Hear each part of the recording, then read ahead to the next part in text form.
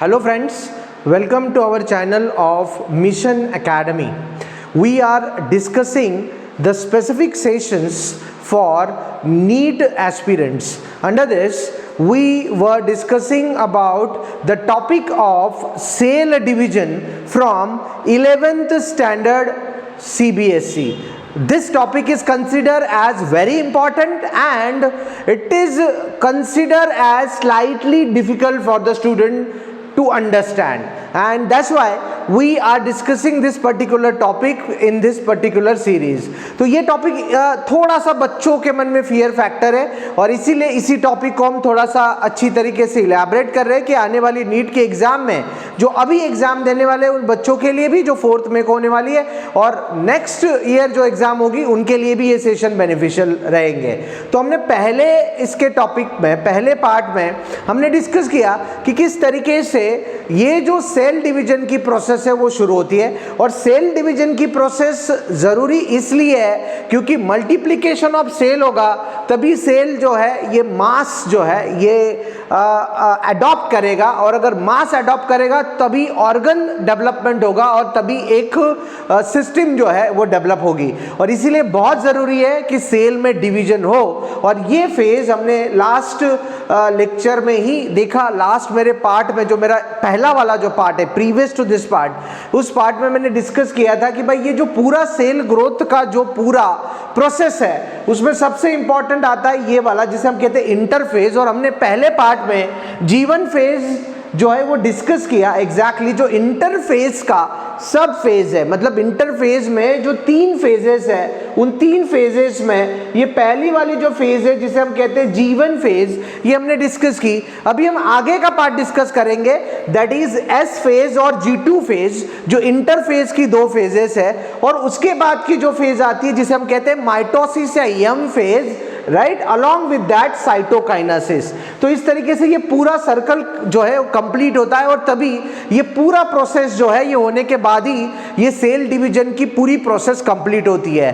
तो अभी हम आते हैं दूसरे फेज पे जिसे हम कहते हैं S phase. After discussing the जीवन phase, S phase as the name indicate, S phase, S का मतलब क्या है? सिंथेसिस। वेरी सिंपल, इस तरीके से आप इसको थोड़ा सा हाईलाइट कर सकते हो क्योंकि एस मतलब सिंथेटिक, सिंथेसिस, सिंथेसिस होना मतलब कुछ नया मटेरियल जो है बनना है क्योंकि सेल बनने की प्रोसेस में क्या हो रहा है वो सेल की अंदर की सारी ऑर्गेनेल्स, क्योंकि फाइनल सेल स्ट्रक्चर तो हमें पता है कि भाई सेल के अंदर न्यूक्लियस, न्यूक्लियस के अंदर क्रोमोसोम्स होते हैं, डीएनए मटेरियल होता है, सेल ऑर्गेनेली, साइटोप्लाज्म जिसमें गोल्जी एपरेटस होगा, एंडोप्लाज्मिक रेटिकुलम होगा, माइटोकॉन्ड्रिया होगा, ये फाइनल स्ट्रक्चर हो गया। ये तो पूरा बना हुआ माल है, राइट, फाइनल है। जैसे हम कहते हैं कि भाई अगर हम कुछ लेने जाते हैं शॉप में तो फाइनल प्रोडक्ट हम देखते हैं बट वो बनने की प्रोसेस हमें पता नहीं, वो फैक्ट्री में हो चुकी है। वैसे ये चीज है, हमें फाइनल स्ट्रक्चर पता है सेल का लेकिन वो बनने की जो प्रोसेस है मतलब from the initial point up to the final point, ये प्रोसेस हमें यहाँ पे जाननी है। तो यहाँ पे सिंथेसिस है, मतलब एक्चुअली सिंथेसिस का प्रोसेस यहां से शुरू होता है इसलिए इसको सिंथेटिक फेज कहते हैं, सिंपल। और इसको अगर मुझे एक्सप्लेनेशन में डालना है तो वो G1 और G2 फेज के अंदर आता है। हमने देखा डायग्राम में कि सबसे पहली वाली जो फेज है वो कौन सी है? G1 है। Yes, I will show the diagram again. See, G1 और ये G2, G1 और G2 के बीच में आ रही है, in between the G1 and G2, right, this phase is located. तो ये डिस्क्रिप्शन वाला पार्ट है जो आपको याद रखने में भी बहुत इजी जाता है। हाँ, मोस्ट इंपॉर्टेंट पॉइंट इसमें ये जो अभी मैंने बताया, क्योंकि अगर सेल का जो डिवीजन हो रहा है उसमें सेल में सबसे इंपॉर्टेंट पार्ट है जो है डीएनए, जो क्रोमोसोम में रहता है, ये हमें पता है।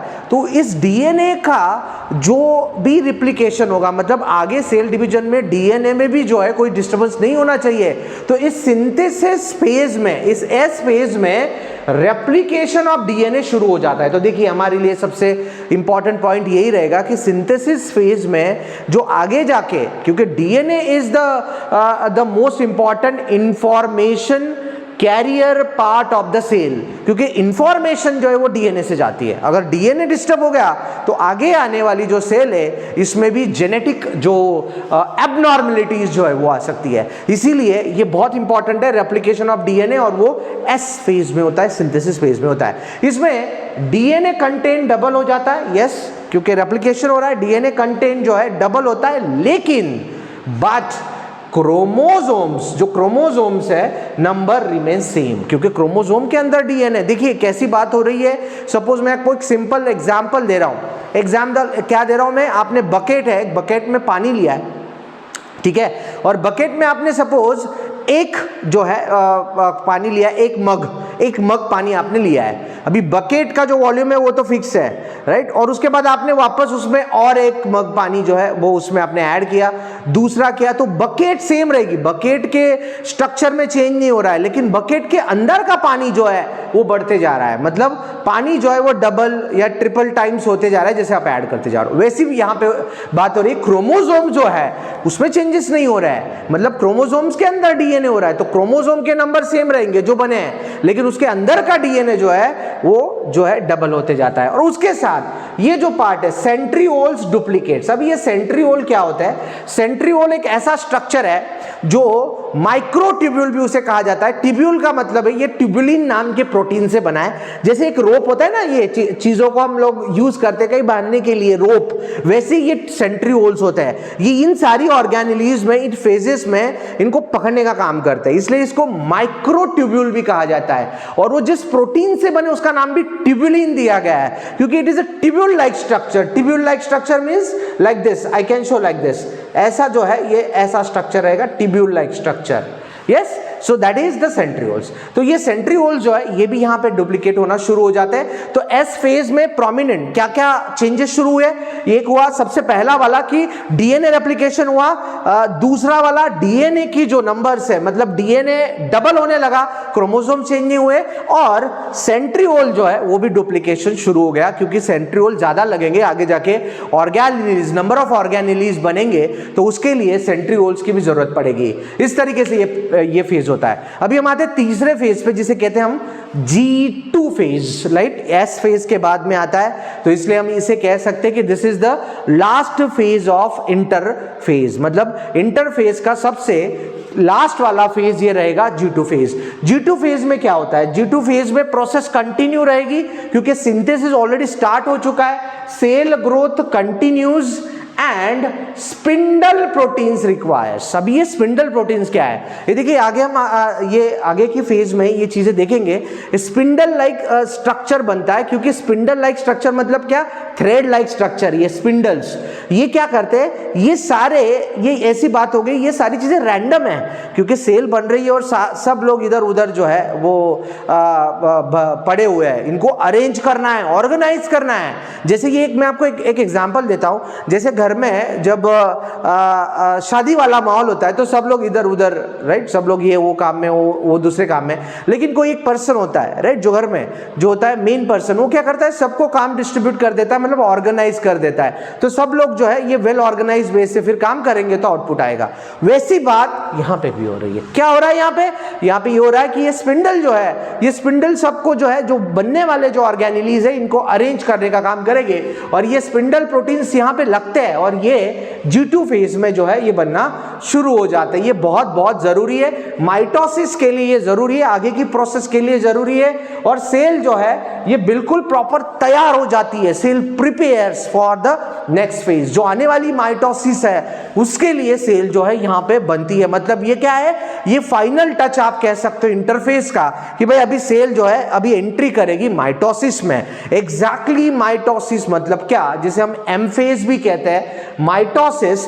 पहली तो बात, इसके शॉर्ट डिस्क्रिप्शन आप समझ लीजिए, ये इन तीनों स्टेज के जैसे नहीं है, लॉन्गर ड्यूरेशन के लिए नहीं, ये बहुत शॉर्ट टाइम में होती है। मतलब इन तीनों फेज के कंपैरिजन में इसे शॉर्टेस्ट कहा जाता है, और इसमें जो सेल है वो डिवाइड होती है and it leads to the formation of 2 daughter cells. ये मैंने पहले भी बताया था, माइटोसिस और मियोसिस हम आगे डिटेल में पढ़ने ही वाले हैं। माइटोसिस में 2 डॉटर सेल बनती है, मियोसिस में 4 बनती है, दैट इज द डिफरेंस। तो माइटोसिस में एक सेल डिवाइड होगी और जो है 2 सेल बनेगी, 2 डॉटर सेल बनेगी। अभी इसके पहले फेज में सिर्फ ये डिवाइड होने के लिए की तैयारी हो रही थी, अभी क्या होगा, एग्जैक्टली डिवीजन यहां पे शुरू होगा। इसलिए माइटोसिस को ज्यादा इंपॉर्टेंस है क्योंकि exact division started at mitosis और वो यहीं पे शुरू होता है, एग्जैक्ट डिवीजन यहीं पे शुरू होगा। यस या तो माइटोसिस में the most important part, mitosis में क्या क्या चेंजेस होते हैं, that is also the part of discussion. Mitosis में number of chromosomes again same, जो हमने देखा एस फेज में देखा कि भाई यहाँ पे अभी भी क्रोमोसोम्स में कुछ चेंजेस नहीं हो रहे, ध्यान में रखिए, मतलब एस फेज में भी चेंजेस नहीं हुए क्रोमोसोम में, डीएनए मटेरियल डबल हो गया, लेकिन ये जो क्रोमोसोम से उसमें चेंजेस नहीं होंगे माइटोसिस में। और माइटोसिस में हैप्लॉइड एंड डिप्लॉइड सेल दोनों भी पार्टिसिपेट करती है, जनरल डिस्क्रिप्शन हो गया। एक्चुअल माइटोसिस जो है अभी हम यहां पे देखते हैं कि क्या होता है। माइटोसिस को इक्वेशनल डिवीजन भी कहा जाता है। ये थोड़ा सा मैथमेटिकल टर्म है, लेकिन इक्वेशनल का मतलब क्या होता है, something where the things which are you know in a equality, right, in a equal way. तो वही यहां पे होता है, number of chromosome in daughter and parental nuclei remain same, equality. मैंने बताया आपको यहां पे क्रोमोसोम्स जो है, right, in the daughter cell and even in the parent nuclei, right, daughter and parent nuclei में सेम रहते हैं। तो देखिए अभी भी मैं बता रहा हूं आपको कि क्रोमोसोम्स खुद को चेंज नहीं कर रहे, जो भी चल रहा है आगे के डीएनए में होगा, लेकिन क्रोमोसोम्स खुद को चेंज नहीं करते हैं, इसीलिए इसको इक्वेशनल डिवीजन भी कहा जाता है, क्योंकि यहाँ पे इक्वालिटी अभी भी मेंटेन है पेरेंट न्यूक्लियाई में और डॉटर न्यूक्लियाई में, राइट। अभी माइटोसिस एग्जैक्टली होती है 2 फेजेस में। तो पहली वाली जो फेज है उसे कहा जाता है कैरियोकाइनेसिस। कैरियोकाइनेसिस का मतलब है, राइट, न्यूक्लियर डिवीजन, मतलब अंदर का जो पार्ट है न्यूक्लियस का जो है वो डिवीजन होता है। Exactly nuclear undergoes the proper changes to form the daughter cell, इसलिए इसको कैरियोकाइनेसिस, तो पहली जो है बहुत बड़ी फेज है ये कैरियोकाइनेसिस। और कैरियोकाइनेसिस तो आप कहोगे कि दूसरी कौन सी है, दूसरी होती है साइटोकाइनेसिस। साइटोप्लाज्म डिवाइड होता है, लेकिन पहले न्यूक्लियस डिवाइड होता है, क्योंकि सेल के अंदर का सेंटर का पार्ट न्यूक्लियस है, वो पहले डिवाइड हो जाए, फिर बाजू बाजू का पार्ट जो है वो डिवाइड होगा। ये भी ऐसी बात हो गई सिंपल। मैं आपको वापस एक एग्जांपल देता हूं। जैसे होता है भाई कि कोई भी शादी होती है, शादी में सबसे पहले दूल्हा दुल्हन जो है वो इंपॉर्टेंट है, उनका पार्ट हो जाए, फिर बाकी का जो है शादी का जो प्रोग्राम है होने के बाद फिर बाकी का खाना एंड अदर एक्टिविटीज होती है। वैसी ये बात है, मेन सेल में है सेंटर में न्यूक्लियस, अगर सेल को डिवाइड होना है तो अंदर वाला पार्ट पहले डिवाइड होना चाहिए। तो इसीलिए कैरियोकाइनेसिस को ज्यादा इंपॉर्टेंस है, वो अंदर का पार्ट है न्यूक्लियस, जिसमें क्रोमोसोम्स है, जिसमें डीएनए मटेरियल है, ये मैंने पहले भी बताया, यही इंफॉर्मेशन कैरी फॉरवर्ड करने वाला है, तो उसको डिवाइड होना बहुत जरूरी है पहले। इसलिए कैरियोकाइनेसिस जो है वो 4 डिफरेंट स्टेजेस में होती है, prophase, metaphase, anaphase, telophase. Phase तीनों में है, प्रो मतलब शुरुआत वाली, मेटा मतलब मिडल वाली, एना मतलब जो है टूवर्ड्स एंड वाली, एंड टीलो लास्ट वाली। इस तरीके से आप इसको याद रख सकते हो कोई भी ट्रिक्स यूज करके। तो प्रो जो है ये सबसे पहले वाली फेज होती है, प्रोफेज। अभी प्रोफेज जो है it is the first phase, but very very important, क्योंकि ये लॉन्गेस्ट फेज है। अभी ये तो आपको पता है, कोई भी चीज आप देखते हो तो शुरुआत बहुत जरूरी होती है। जैसे अभी आईपीएल की मैचेस चल रही है, आपको पता है अगर पावर प्ले में आप अच्छा रन बनाते हो तो आगे रन्स बनता है, यस, राइट। अगर पावर प्ले में नहीं खेल पाए तो आगे रन्स भी नहीं हो पाता है। वैसे ही ये जो प्रोफेज है ये बहुत जरूरी है, इसलिए इसको ज्यादा टाइम जो है वो ग्रोथ में दिया गया है। तो लॉन्गेस्ट फेज इसे कंसिडर किया जाता है, इसलिए इसमें 2 फेजेस है, मतलब अर्ली प्रोफेज एंड जो है बात की जिसे कहा जाता है late prophase, early and late. Early prophase में जो शुरुआत की गई लॉन्गेस्ट है, इसलिए इसको 2 डिवीजन में डिवाइड कर दिया गया है। अभी मैं इसके एक डायग्राम भी आपको दिखा देता हूं तो आपको थोड़ा विजुअलाइज करते आएगा, then will go to the point. देखिए प्रोफेज में ये early prophase, right, and the second is late prophase. अभी दोनों डायग्राम में आप देखिए क्या है, मैं I will explain through the points, फिर हम डायग्राम पे भी आएंगे तो और अच्छी क्लैरिटी आएगा आपको। तो अर्ली प्रोफेज में क्या होता है, शुरुआत के प्रोफेज में तैयारी तो हो चुकी है एस फेज में, उसके बाद G2 फेज आ गई जिसमें प्रॉपर प्रिपरेशन हो गया। इसमें जो क्रोमोसोम्स है, क्रोमोसोम्स आगे के लिए, मतलब अभी डीएनए तो हो गया लेकिन क्रोमोसोम्स भी रेडी होते हैं। आगे की प्रोसेस में क्रोमोसोम को भी रेप्लिकेट होना ज़रूरी है और इसलिए क्रोमोसोम्स जो है ये प्रिपेयर होना शुरू होते हैं। तो chromosome becomes thick, short and thick. वो छोटे होते हैं और स्ट्रांग बनते जाते हैं, थिक, क्योंकि आगे की प्रोसेस में उनका इन्वॉल्वमेंट है। इसलिए क्रोमोसोम पे अभी फोकस आएगा सबसे ज़्यादा इस फेजेस में। देखिए अभी तक के फेजेस में क्रोमोसोम का कोई ज़्यादा इतना रोल नहीं था। जो हमने इंटरफेस देखी उसमें क्रोमोसोम जितने थे उतने ही रहे, लेकिन ये जो फेज है माइटोसिस में, इसमें क्रोमोसोम सेंट्रिक फेजेस है। ये क्रोमोसोम पे ही टारगेट किया गया है और क्रोमोसोम ही हर फेज में रहेंगे चेंजेस में। तो इस फेज में क्रोमोसोम शॉर्ट एंड थिक हो जाते हैं, मतलब छोटे हो गए तो अभी ऐसे छोटे हो गए, दब गए, दबने से वो थिक बन जाते हैं, शॉर्ट एंड थिक। अभी यहाँ पे कंडेंसेशन एंड कॉइलिंग, ये प्रोसेस, कंडेंसेशन मतलब ये नॉर्मली आपने ज्योग्राफी में ये टर्म सुना होगा। कंडेंसेशन का मतलब क्या है? कंडेंसेशन मीन समथिंग, जब कूलिंग होता है तब कंडेंसेशन होता है। जब water vapour get converted into the liquid droplet, this process is known as condensation. Physics में हम इसे कंडेंसेशन कहते हैं। तो यहाँ पे कंडेंसेशन किस तरीके से? कॉन्ट्रैक्शन, कॉइलिंग, मतलब ये क्रोमोसोम है ना, थोड़ा कॉन्ट्रैक्ट होने लग जाता है, साइज कम होने लग जाती है और वो थोड़ा सा थिक होने भी लग जाता है। तो contract, condensation and coiling, coils बनना उनकी शुरू हो जाती है। एंड क्रोमोसोम्स में हमें पता है 2 क्रोमैटिड्स होते हैं। 2 क्रोमैटिड्स मतलब कैसे?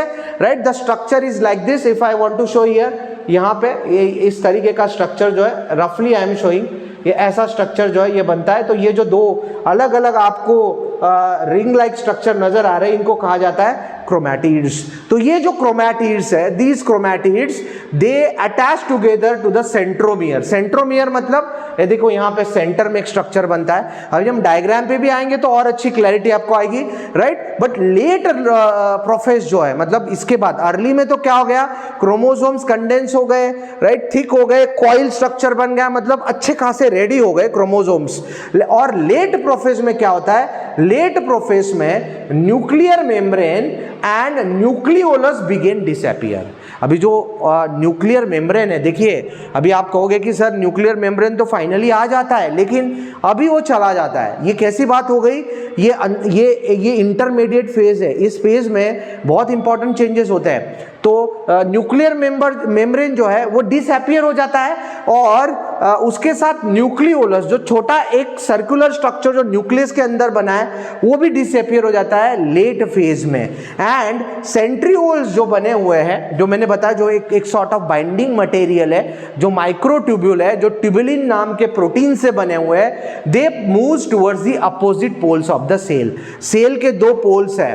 पोल्स, ये वर्ड भी ज्योग्राफी में से आया है, नॉर्थ पोल साउथ पोल, मतलब upper end and lower end, right. तो वैसे ही यहाँ पे 2 पोल्स की तरफ जो है ये मूवमेंट होता है। एंड सेंट्रियोल जो है, ये जो सेंट्रियोल्स है, जो बाइंडिंग मटेरियल है, उनमें से कुछ थ्रेड लाइक स्ट्रक्चर जो है ये बाहर आने लग जाते हैं। जैसे आप दिवाली में जो है ये जो फटाके वगैरह हम जाते हैं, उसमें से जैसे ये स्ट्रक्चर बाहर आता है, लाइटनिंग, वैसे कुछ ऐसा स्ट्रक्चर जो है इट रेडिएट आउट मतलब बाहर निकल के आता है। उस पर्टिकुलर स्ट्रक्चर को कहा जाता है एस्टर्स।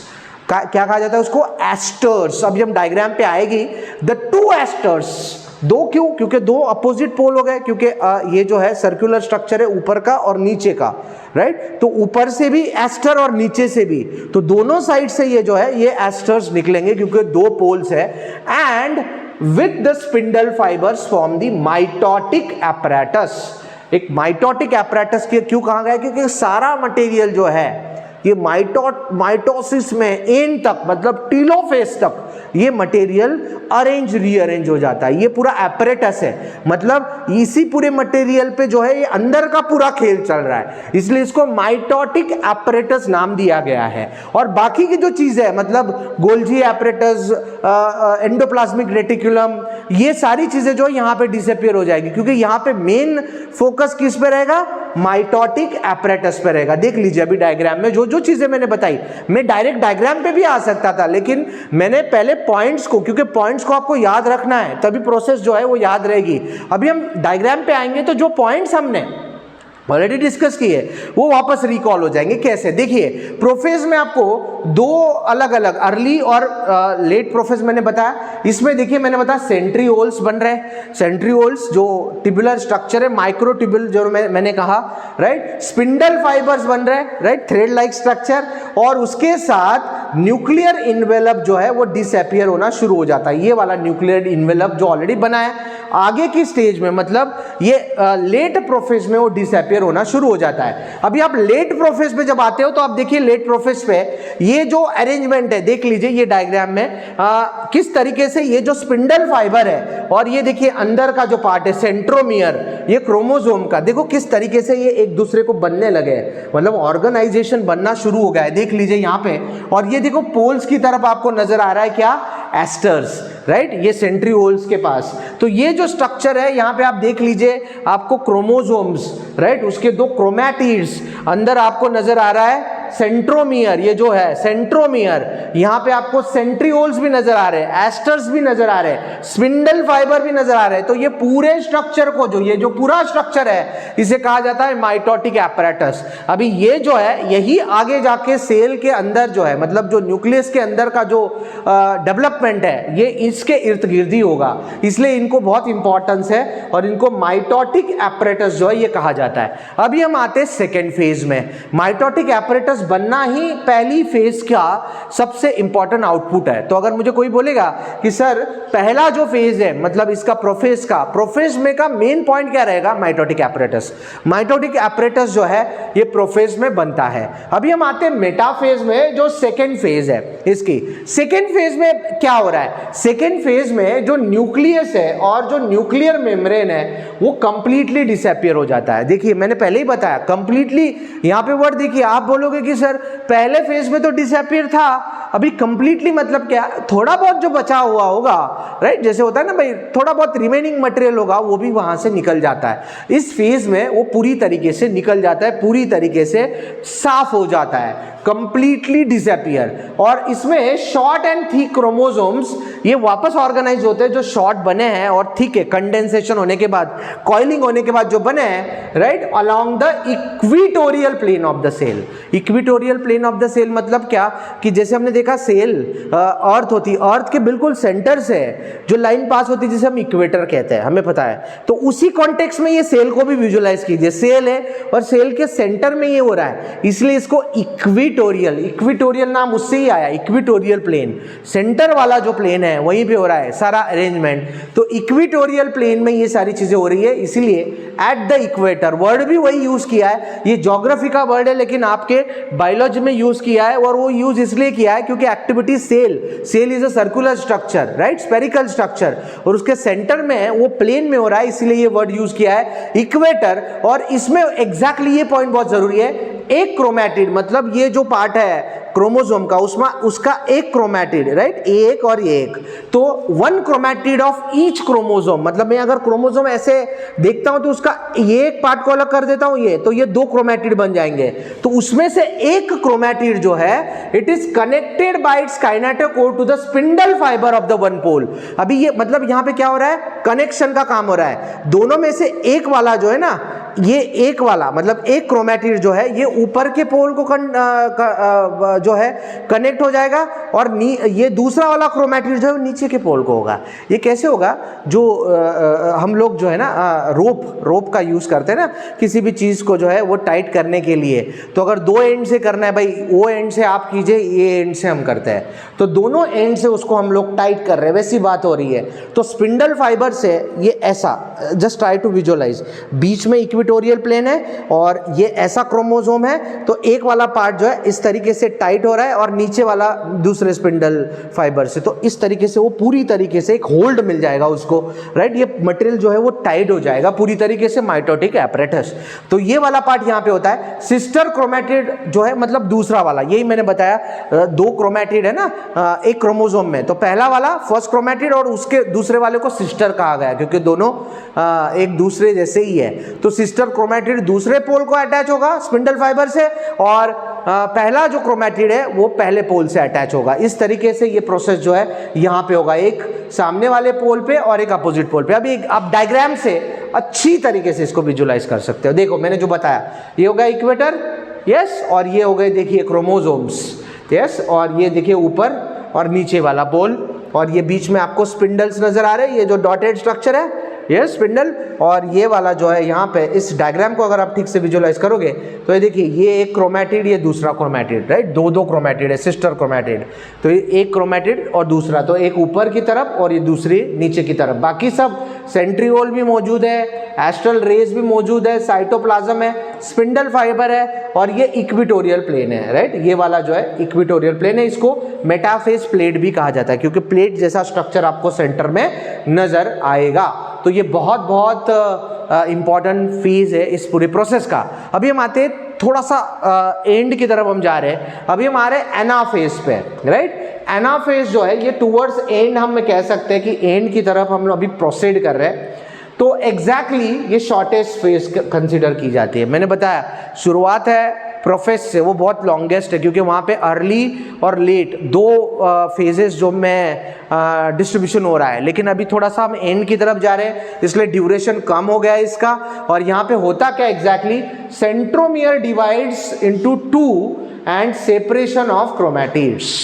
मतलब सेंट्रोमियर जो है अंदर का स्ट्रक्चर है ना, मतलब ये वाला जो हमने देखा क्रोमोसोम के बिल्कुल सेंटर में, मतलब यहाँ पे जो सर्कुलर स्ट्रक्चर हमने देखा वो वाला स्ट्रक्चर सेंट्रोमियर है, वो भी डिवाइड होने लग जाता है, मतलब ये भी अलग होने लग जाता है। ये जो क्रोमैटिड है ये अलग होने लग गए, वहाँ पे वो साथ में थे, ऊपर से और नीचे से, नॉर्थ पोल और साउथ पोल, समझिए उस तरीके से स्पिंडल से पैक हो गए थे, लेकिन अभी एनाफेज में वो इस तरीके से अलग होने शुरू हो गए, राइट, यहाँ से अलग होना शुरू हो गया।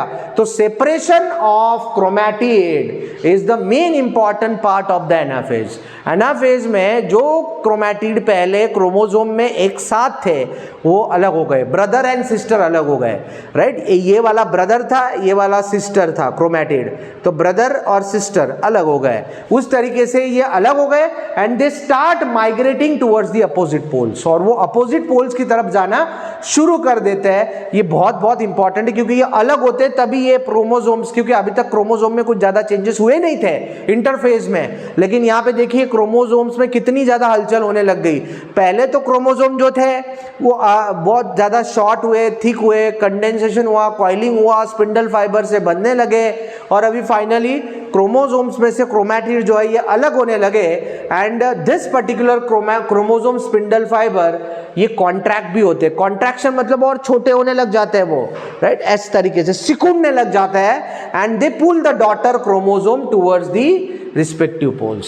तो अल्टीमेटली ये अलग अलग, ये देखो इस तरीके से ये अलग हो गए, ये ऊपर जाने लगा, ये नीचे जाने लगा, इस तरीके से। अभी हम डायग्राम पे आते हैं तो और क्लैरिटी आ जाएगा आपको। देख लीजिए डायग्राम में जो मैंने कहा, देखिए ये अलग हो गए दोनों हिस्से, राइट, मतलब जो क्रोमैटिड थे वो अलग हो गए। देखिए ये सेंट्रोमियर है, सेंट्रोमियर के भी दो अलग अलग पीसेस हो गए, यस। और ये देखिए ये एक ऊपर की तरफ चला गया नॉर्थ पोल की तरफ, ये साउथ पोल की तरफ, लाइक दिस इमेजिन कीजिए, ऊपर की पोल की तरफ, नीचे की पोल की तरफ, और कॉन्ट्रैक्शन मतलब ये वाला पार्ट जो है जो पहले इसमें थोड़ा बड़ा था ये कॉन्ट्रैक्ट होने लगा, राइट, कॉन्ट्रैक्शन, और ये इस तरीके से दबने लगा, तो ये जो पूरा पार्ट है ये दबने लगा, इसे कहते हैं हम कॉन्ट्रैक्शन, राइट। तो कॉन्ट्रैक्शन का प्रोसेस जो यहाँ पे हुआ। अभी हम आते हैं लास्ट फेज में जिसे कहा जाता है टीलोफेज, राइट। टीलोफेज जो लास्ट वाला फेज है लेकिन बहुत इंपॉर्टेंट है, आई वुड से टीलोफेज, टेल मतलब टीलो, इस तरीके से आप याद रख सकते हो। टीलोफेज में क्या हो रहा है, सेपरेटेड डॉटर क्रोमोसोम्स, राइट, उनमें अनकॉइलिंग होता है। जैसे हमने देखा प्रोफेज में कॉइलिंग हो रहा था स्टार्टिंग में, वापस से अनकॉइलिंग, मतलब ये जो कॉइल में आए थे वो एक दूसरे से छूटने लगे, राइट, ये खुले होने लगे। अनकॉइलिंग यहाँ पे होगा and they form the long thin chromosome.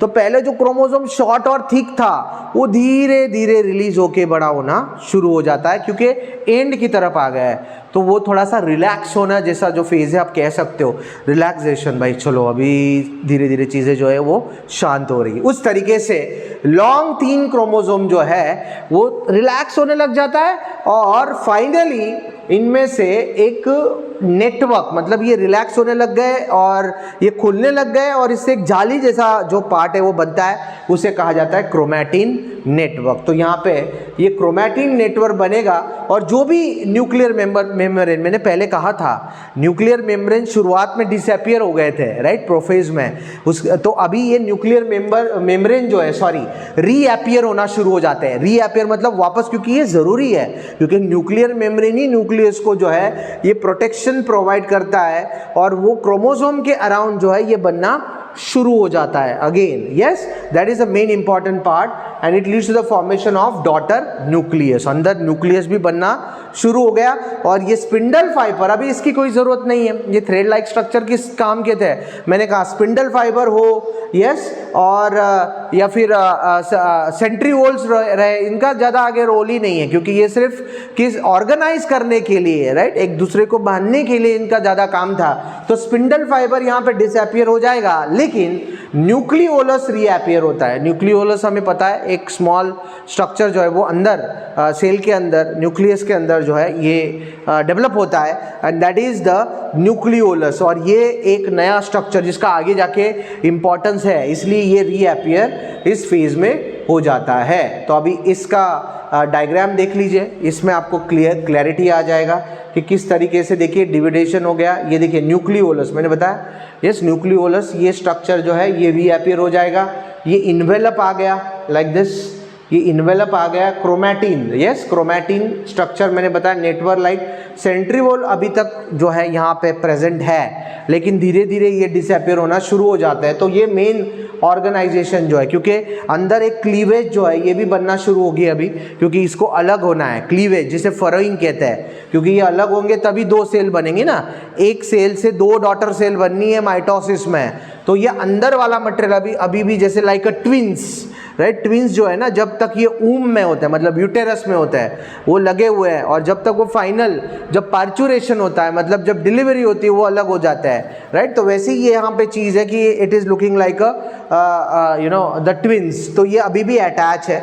अभी आगे की जो फेज है दैट इज साइटोकाइनेसिस। मैंने बताया कैरियोकाइनेसिस में ये 4 फेजेस बहुत ज़रूरी है, हमने देखा prophase, metaphase, anaphase and telophase. इसके बाद लास्ट वाला अभी साइटोकाइनेसिस मतलब क्या, अभी सिंपल है, यस ये वाला अंदर का मटेरियल भी तो सेपरेट होना चाहिए, न्यूक्लियस तो आपने सेपरेट होना ही है, लेकिन उसके बाद अंदर का मटेरियल मतलब साइटोप्लाज्म, इसलिए इसको नाम साइटोकाइनेसिस दिया हुआ है, क्योंकि यहाँ पे साइटोप्लाज्म का डिवीजन होता है मदर सेल का, इसलिए इसको नाम ही साइटोकाइनेसिस दिया हुआ है। लेकिन अभी इसमें एक ही इंपॉर्टेंट पार्ट है कि जब ये एनिमल सेल में और प्लांट सेल में, राइट, साइटोप्लाज्म डिवाइड होगा, लेकिन थोड़ा सा डिफरेंस रहेगा। क्या रहेगा, तो पहले हम देखते हैं एनिमल सेल में। एनिमल सेल में जब ये बनता है तो अंदर क्लीवेज बनता है, फरोइंग मेम्ब्रेन, अंदर एक क्लीवेज मतलब एक सेपरेशन बनता है, राइट, साइटोप्लाज्म का, ठीक है। और ये जो पूरा प्रोसेस है ये पेरिफेरली एंड सेंट्रीपेटली, पेरिफेरल मतलब क्या, कोई भी सर्कल का, क्योंकि सर्कुलर स्ट्रक्चर है, सर्कल के सरफेस के पास का जो पार्ट होता है उसे पेरिफेरल कहते हैं, और सेंटर वाला सेंट्रीपेटल। तो पेरीफेरी एंड सेंट्रीपेटल, अगर मुझे डायग्राम से दिखाना है यहाँ पे तो मैं ऐसे दिखा सकता हूँ कि ये जो ऊपर वाला पार्ट है लाइक दिस, ये इसे कहेंगे हम लोग क्या, पेरीफेरल पार्ट, और ये अंदर वाला जो पार्ट है इसे हम कहेंगे सेंट्रीपेटल पार्ट। तो दोनों जगह पे यहाँ पे एनिमल सेल में अरेंजमेंट होती है। सेम अगर मैं प्लांट सेल की बात करूं तो प्लांट सेल में भी क्या हो रहा है, फॉर्मेशन ऑफ सेल प्लेट, मतलब यहाँ अंदर प्लेट लाइक स्ट्रक्चर बनता है, जैसे यहाँ पे क्लीवेज बनती है अल्टीमेटली, और सेल प्लेट जो है एक तो सेंटर में होगी और बाद में पेरीफेरी में। तो यहाँ पे भी पेरीफेरी और सेंटर दोनों की जगह पे काम सेपरेशन होगा, लेकिन डिफरेंस क्या है, डिफरेंस अभी डायग्राम में से आपको नजर आ जाएगा, एग्जैक्टली देख लीजिए। एक प्लांट सेल की और एनिमल सेल की सेपरेशन वाली बात है। तो अभी देखिए एनिमल सेल में ये देखो यहाँ पे एक सिर्फ रिंग लाइक स्ट्रक्चर आपको बनते हुए नजर आ रहा है, राइट, जिसे हम कहते हैं क्लीवेज और फरो। तो ये सर्कुलर 2 पार्ट हो गए, और यहाँ पे थोड़ा सा प्लेट लाइक स्ट्रक्चर है, देखिए थोड़ा प्लेट लाइक स्ट्रक्चर बनता है, that is only the difference. यहाँ पे एकदम थीन रिंग बन रही है एनिमल सेल में, और यहाँ पे पूरी तरीके से प्लेट लाइक स्ट्रक्चर बन रहा है, और ये प्लेट लाइक स्ट्रक्चर बनने के बाद दोनों अलग हो गए, ये हो गई 2 एनिमल सेल और ये हो गई 2 प्लांट सेल, मतलब पूरा माइटोसिस जो है ये पूरा हो गया। तो विजुलाइज कीजिए, एक सेल में माइटोसिस हो रहा है, तो माइटोसिस होने में अगर इसको मुझे थोड़ा सा विजुलाइज करना है तो सिर्फ कैसे करूंगा मैं, रफली अगर मुझे इसको विजुलाइज करना है तो व्हाट आई विजुलाइज और हाउ आई विल विजुलाइज। मैं इस पर्टिकुलर सेल को देख रहा हूँ, भाई सेल के अंदर डिवीजन होना है, मतलब कैसे, यहाँ से सेल जो है ये अलग हो रही है, तो सेल का अंदर वाला पार्ट जो है जिसे वो पहले जो है वो डिवाइड होता है, तो उसे कहते हैं हम लोग कैरियोकाइनेसिस, और उसके बाद क्या डिवाइड होता है, साइटोप्लाज्म, मतलब ये बाहर वाला पार्ट डिवाइड होता है, उसे हम कहते हैं साइटोकाइनेसिस, साइटोप्लाज्म। तो अंदर वाला पार्ट और उसके बाद बाहर वाला पार्ट, तो अंदर वाले पार्ट में 4 फेजेस है, prophase, metaphase, anaphase, telophase, and बाहर का जो पार्ट है मतलब ये साइटोप्लाज्म, वो लास्ट मतलब ये पूरा होने के बाद डिवाइड होता है, और उसे हम कहते हैं cytokinesis. So that is the complete process, right, we have studied today. तो ये पूरा प्रोसेस हमने कंप्लीट कर लिया। अभी नेक्स्ट पार्ट में I will come with the next part, that is the process of meiosis. Thank you.